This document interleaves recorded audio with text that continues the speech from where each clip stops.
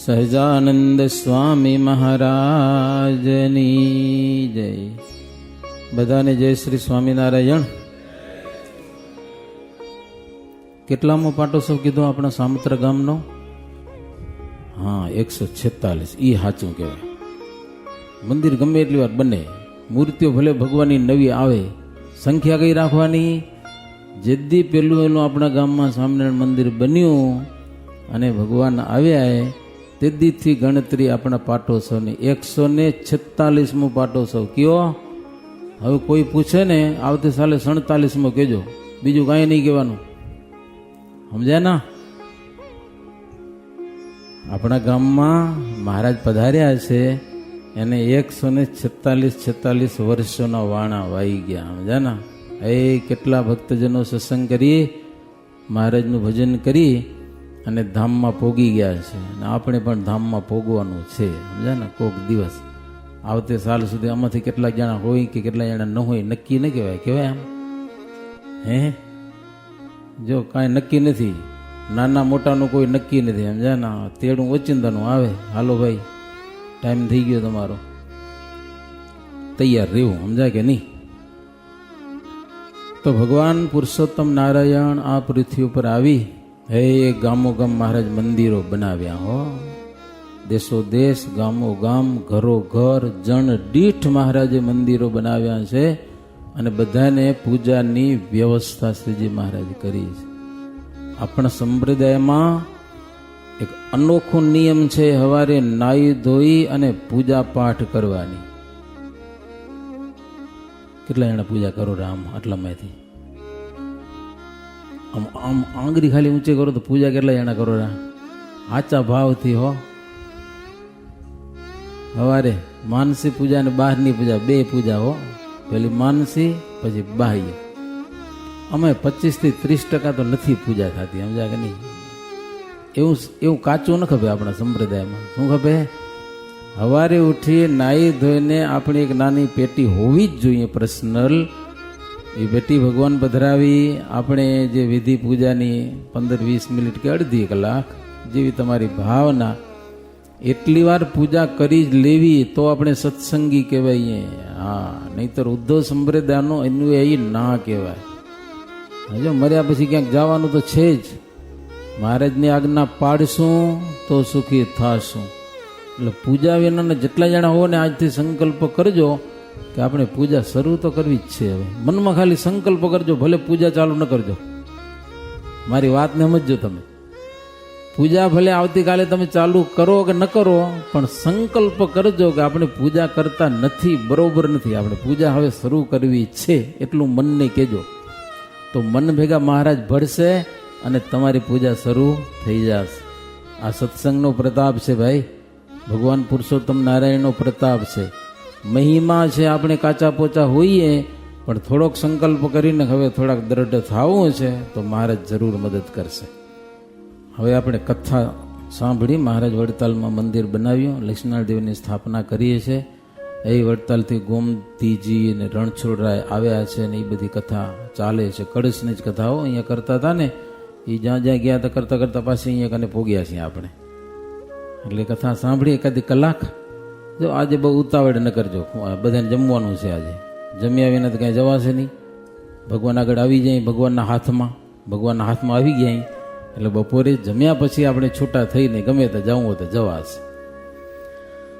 સ્વામિનારાયણ હરે હરે હરે બોલો બધા. સ્વામિનારાયણ હરે.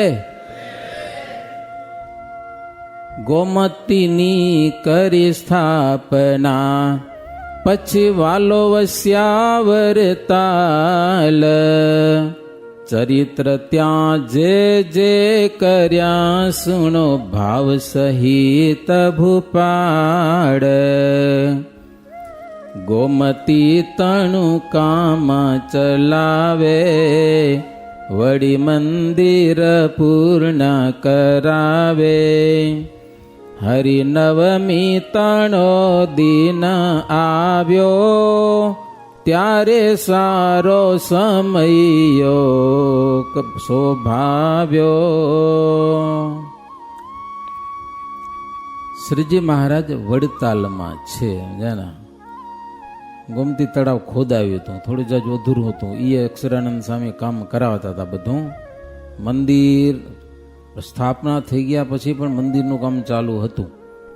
મૂર્તિ પધરાવાઈ જાય એવું મંદિર થઈ જાય, ભાઈ થોડું ઘણું કામ તો એ હાલ્યા કરે. સમજ્યા ને, વડતાલની કથા છે. એમ કરતા કરતા રામનવમીનો ઉત્સવ આવ્યો. ચૈત્ર સુધી નવમી મહારાજ એનો પણ ભવ્ય ઉત્સવ ઉજવ્યો છે. એ સમયમાં જો આજે કેટલાક હરિભક્તો સેવા કરે ઠાકોરજીને, એ સરસ મજાના વાઘા બનાવે, નથી બનાવતા? હોનાના વાઘા બનાવે. હવે તો ભગવાન પૈસા હારા દીધા ને.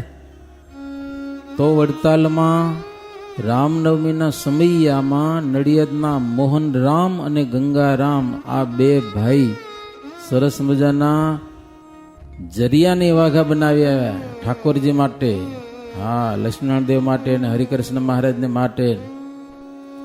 અને વડતાલના હરિભક્તો હતા, એ પણ નવા વાઘા બનાવ્યા, ભગવાનને અર્પણ કર્યા, ભગવાનને પહેરાવ્યા છે. બીજા બધા માણસો દર્શન કરીને ખુશ થયા. ભગવાનને સારામાં સારા શણગાર. જો ભગવાનને હોનું પ્રિય નથી, પણ આપણે હોનાના વાઘા જોઈને તો આપણે મજા આવે, કારણ કે આપણે બહુ પ્રિય હોનું. સમજ્યા કે નહીં? તો આપણે જે વસ્તુ પ્રિય છે ને એ ભગવાન ધારે છે. ભગવાનને તો દુનિયામાં કાંઈ પ્રિય છે જ નહીં, ખાલી ભક્તોનો ભાવ ભગવાનને પ્રિય છે. તમે કેવા ભાવથી ભજો છો એ ભગવાનને પ્રિય છે.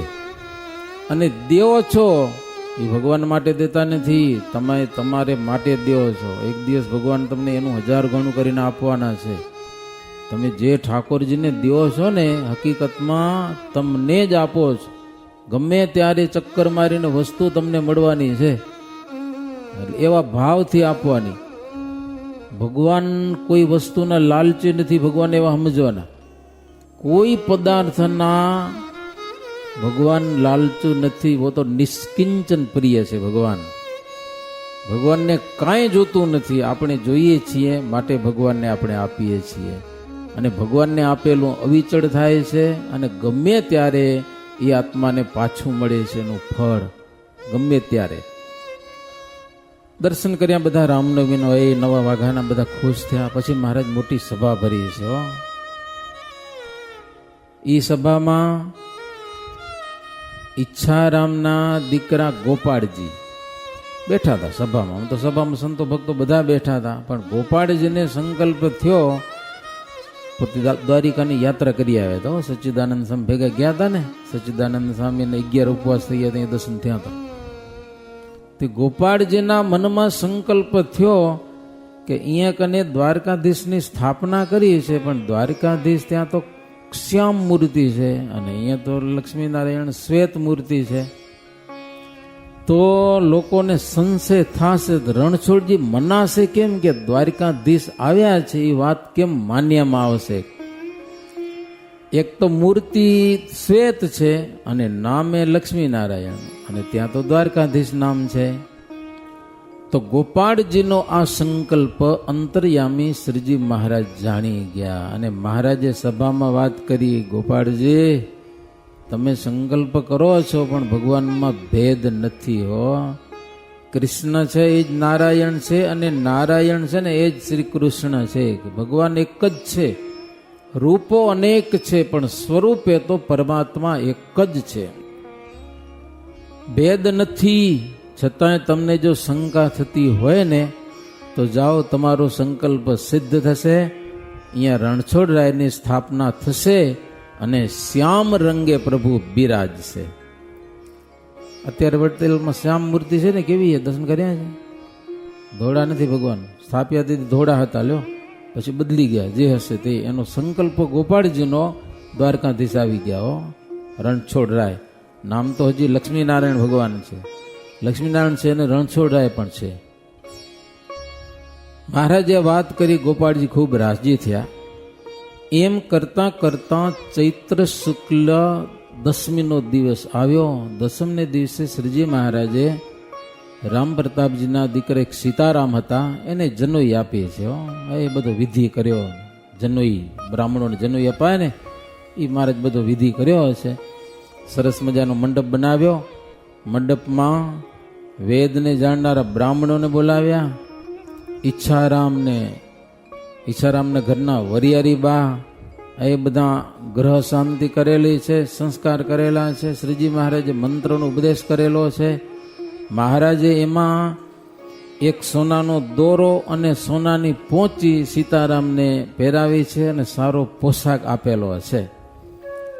પછી તો બ્રાહ્મણનો જગ્નોપવિત છે, એમાં મહારાજના સંબંધી છે, એટલે એ હરિભક્તો બધા ભેટો કરી છે યથાશક્તિ. એમાં હરજી ઠક્કર કે લાધા ઠક્કર લખવા બેઠા હો, કેના તરફથી શું સામગ્રી ભેટમાં આવી છે, નોંધ રાખવી પડે ને. આપણે બધા ધોતિયાવાળા બેઠા હે ને, જો બુક પેન લઈને તીધી નોંધ વાળા બેઠા સમજ્યા. ત્યાં તો રિદ્ધિ અને સિદ્ધિ હાજર થયા. રિદ્ધિ અને સિદ્ધિ બે ઓલ્યા કે અહીંયા તો ભાઈ સત્સંગમાં અષ્ટ સિદ્ધિ અને 9 નિધિ છે, તો હવે ક્યાં લખવાનું કે લખવાનું ક્યાં પાર આવે કે. પછી તો દસમનો દિવસ સંતોને અને બ્રાહ્મણોને ખૂબ ભોજનો જમાડેલા છે. જમાડ્યા પછી બ્રાહ્મણોને મહારાજ સીતારામને જનોઈ આપી હતી ને, એ નિમિત્તે ખૂબ દક્ષિણાઓ પણ આપેલી છે. પછી એકાદશીનો દિવસ આવ્યો, એકાદશીનો પણ મહારાજ ઉત્સવ કરાવ્યો. અને 12ને દિવસે ઈચ્છારામભાઈ મહારાજને પ્રણામ કરીને કીધું કે મહારાજ એક કામ છે. હા ભરજો. ઈચ્છારામભાઈ કે મારી પુતરી જે ફૂલ ઝરી છે તેને સાસરે મોકલવી છે, માટે આજ્ઞા આપો મહારાજ, તો હું જાઉં સ્વદેશમાં આજ. ઈચ્છારામભાઈની દીકરી હતી ફૂલઝરી. લગ્ન થઈ ગયા હશે પણ સાસરે મૂકવી પડે ને. લગ્ન તો નાનપણમાં થઈ જતા. હવે લગ્ન એના ત્યાં થયા છે ઉત્તર પ્રદેશમાં, યુપીમાં. સંબંધી ભેળા છોકરી આવી હશે અહીંયા કને સમજ્યા. એ ઈચ્છારામભાઈની દીકરી ફૂલઝરી એનું નામ. મહારાજમાં બહુ હેત થઈ ગયું અહીંયા આવ્યા પછી સમજ્યા ને. એક તો મહારાજ ભગવાન, એ પાછા સંબંધી, પછી પોતાના શું કહેવાય, તમે હવે સીતારામની દીકરી કાકા કહેવાય, શું કહેવાય મહારાજ એના કાકા જ કહેવાતા હશે ને. એના બાપના મોટા ભાઈ, મોટા બાપા કહેવાય નહીં, જી કહેવાય, તમે કહેજો ને. હવે તો ઈચ્છારામભાઈ આવી કરીને મહારાજને કે મહારાજ તમે રજા દો તો એ એક વ્યવહારનું કામ પતાવી આવું કે છે. ઘરે જઈને હો, હા છપૈયા જઈને. મહારાજ કહેવાય તમારે એટલા બધા દૂર જાવું ને એ રેવા દો કે કાંઈ નહીં, કે આ ગોપાળજી છે ને એ જાશે બધું કામ પતે આવશે, તમે અહીંયા જ રહ્યો. મહારાજ કહો ઈચ્છારામભાઈ ને કે તમે પતિ પત્ની બંને અહીંયા રહ્યો, ગોપાળજી જાશે એ સાસરાનું કામ બધું પતાઈ આવશે, અને સગા સંબંધી બીજા છે જેને અહીંયા આવવું છે એને અહીંયા લઈ આવશે કે હારું. મહારાજ ઈચ્છારામભાઈ બેહી રહ્યા. દીકરીનું કામ હતું હો સાસરે મૂકવાના. મહારાજ કે ના પાડી નથી જાઉં. ઈચ્છારામભાઈને પણ શ્રીજી મહારાજમાં ભાવ જબરો હતો ઈચ્છારામજીને. પછી તો નંદરામજી, ગોપાળજી અને બીજા ફૂલઝરી, આ ત્રણેયને જવા માટે તૈયાર કર્યા. ફૂલઝરીને સાસરે જાવું છે. એ ત્રણેય જણા તૈયાર થયા. મહારાજને વાટ ખર્ચી બધી અપાવી. ભાતા બાતા જી જરૂર પડે એ બધું એને દીવું. આંબાવાડી સુધી વડાવવા ગયેલા છે મહારાજ સમજ્યા ને. નંદરામ અને ગોપાળજીને તેને ભેગા કેટલાક સંતો હાલે ગયા છેટા છેટા. મહારાજ શું કરે, મારે લીડા જોઈએ ને પાછી સમજ્યા. છેટા આંબાવાડિયા સુધી વડાવવા માટે ગયા. હવે ફૂલઝરીને મહારાજમાં હેત બોરો, અને હવે ત્યાં સાસરે જવું છે ને સદાયને માટે મહારાજ હવે અલગ થઈ જશે. મહારાજ હવે દર્શને ન થાય ને હવે તો એમ. એટલે ફૂલઝરી બહુ રોતી હતી એમ. અમે સાસરે જવું તો રૂએ ન જોવે દીકરીઓ. હે લગ્ન કરી તમને બધાને ખબર હશે.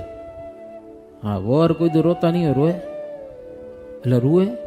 કોઈક એમ કે ઘરે આવીને રૂએ ગયા જાને, ઓય કે કન્યા રૂએ અને આ ઘરે આવીને રોવું તો રૂએ. પછી બધા નહીં રોતા પણ કોઈક રોતા હશે કે આ ક્યાં ભટકાણું ગયા સમજ્યા કે નહીં. મહારાજ વડાવા સુધી ગયા છે. ફૂલઝરી રૂએ છે, એને ગાડામાં ચડાવી છે. એને મહારાજમાં પ્રેમ બહુ હતો એને, સમજા ને. એટલે એ રોતીથી જોઈ અને મહારાજ પણ ગડગડા થઈ ગયા, સમજા ને. આંખમાં મહારાજને આંસુ આવી ગયા. એટલે બ્રહ્માનંદ સ્વામી જોઈ ગયા. બ્રહ્માનંદ સ્વામી કે મહારાજ, માયા તો ભગવાનને પણ નડે તો છે કે, સમજા ને. એમ મજાક કરી, સમજા ને. બ્રહ્માનંદ સ્વામી મજાક કરી કે માયા તો ભગવાનને પણ નડે તો છે. એટલે મહારાજ કે સંબંધી જાણીને નહીં, પણ અમારામાં જેને બહુ સ્નેહ હોય ને એને જ્યારે અમારો વિયોગ થાય ને એનું અમને દુઃખ થાય છે. બાકી સંબંધીની સાથે અમારે ક્યાં લેવા દેવા નથી. મારે કેમ સંબંધીમાં હેતો હતો કેટલા 28 વર્ષ સુધી અમે ક્યાં એને સંભાળ્યા કે લો અહીંયા આવતા રહ્યા, પછી કોઈને યાદે કર્યા હતા. સંબંધીનો હેત નથી, પણ અમારી સાથે એને જે પ્રેમ છે ને એ પ્રેમ અમને થોડોક ગડગડા બનાવ્યા કે એમ. પછી મહારાજ ભત્રીજાને બાથમાં ઘાલીને ભેટ્યા છે અને કીધું વહેલા વહેલા જાઓ તમે જલ્દી અને વહેલા વહેલા પાછા આવજો. મહારાજ કે સંબંધીમાં જેટલા એને અમારામાં હેત પીડિત છે ને એ બધાને લેતા આવજો, આપણે બધાની વ્યવસ્થા કરી દઈશું. અમારામાં જેને હેત છે એને બધા એની લઈ આવજો. એ સત્સંગમાં બધા સંબંધી રહેશે કે બધાનું પાલન પોષણ થશે. કે ગોપાળજીને નંદરામ કે મહારાજ તમને છોડીને જવું એ અમારું અઘરું કામ છે અહીંયાથી. પ્રભુ તમારા દર્શન કરવામાં આ જે પાપણ છે ને એ અમને આડા આવે છે, તો તમને છોડીને કેમ જાવું પ્રભુ? તમારા વિના અમે જીવશું કેમ? તમે દૂર થાઓ છો. કેટલો દૂર દેશ છે, છેટ યુપી હો, 1800 કિલોમીટર દૂર થાય આપણે અહીંયાથી. મહારાજ કે ધીરજ રાખો, અંતરમાં અમે તમને દર્શન દેશું. વ્યવહારના કામ કરવા પડે માટે તમે જાઓ, ચિંતા ન કરો કે હો. માટે ધીરજ અંતરે લાવો, સિદ્ધ કામ કરી સદ્ય આવો. એમાં કહી એમાં કરીને વિદાય, આવ્યા મંદિરમાં હરિરાય. કેટલા એક દિન અવિનાશ, કર્યો વડતાલ માહી નિવાસ. મહારાજા લીડા કરી થોડાક દી વડતાલ મંદિરમાં રહ્યા. પછી અમુક સંતોના મંડળને લઈ અને શ્રીજી મહારાજ ગઢપુર જવા માટે નીકળ્યા છે. માર્ગમાં આવતા સત્સંગીના ગામડા એને શ્રીજી મહારાજ દર્શન દેતા, આનંદ પમાડતા પમાડતા રાત પડે ત્યાં રાત્રિ રોકાતા. એ રાત રોકા એટલે કથા વાર્તા ને કીર્તન ભજનની રમઝટો થતી. થાકીને હુઈ રહેવાય એવું નહીં હો. આ ગામવાળાને તો ભાવ હોય ને, રાતના 11, 12 વાગ્યાથી મહારાજ કથા વાર્તા ને કીર્તન ભજન કરાવતા. આખો દી હાલીને ગયા હોય તોય. અને ભજનનું એવું સુખ આવતું. આપણે તો ઘરે મું આવ્યું તો નથી આવતા લ્યો. હા, મંદિરમાં કેટલાક રવિવારને નથી આવતા. યુવક મંડળમાં નામ લખેલું પણ ઘરે પડ્યા હોય, સમજા ને. એવી થોડીક નબળાઈ થોડીક દૂર કરજો, સમજા કે નહીં? સમજા. આમ તો દરરોજ પૂછવું જ ભાઈ, સત્સંગ આપણી પ્રણાલિકા એ છે, પણ યુવક મંડળની આ તો સંતો વ્યવસ્થા આપી છે કે દરરોજ ના પોગી હગો તો અઠવાડિયામાં એક દી તો આવો મંદિરમાં, એક દી આવો ગમે તેમ કરીને, સમજા.